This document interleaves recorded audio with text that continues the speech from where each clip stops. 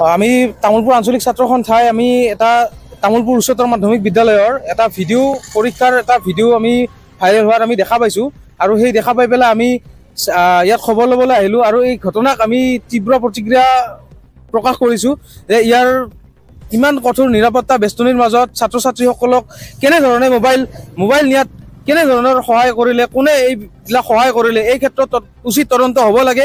অন্যথা আমি ইয়াতকৈ আৰু বিশেষ ধৰণে আমি তীব্ৰ প্ৰতিবাদ আৰম্ভ কৰিম।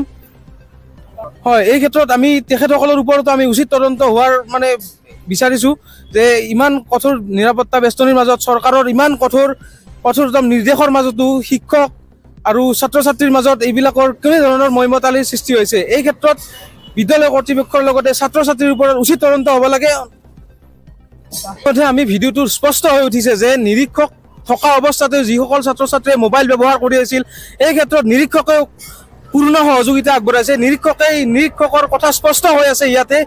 নিৰীক্ষকে তেখেতে নিজেই কৈছে যে তহঁতে এজন কৈছা নহ'লে ধৰাত পৰিবি, এনেকুৱা ধৰণৰ উদ্বোধনীমূলক বক্তব্য তেখেতে প্ৰদান কৰিছে। এই ক্ষেত্ৰত তেখেতৰ ওপৰতো আমি কঠোৰতম ব্যৱস্থা উচিত শাস্তি হোৱাৰ কাৰণে আমি উচিত তদন্তৰ বিচাৰ কৰিছোঁ। এইখিনিয়ে আৰু।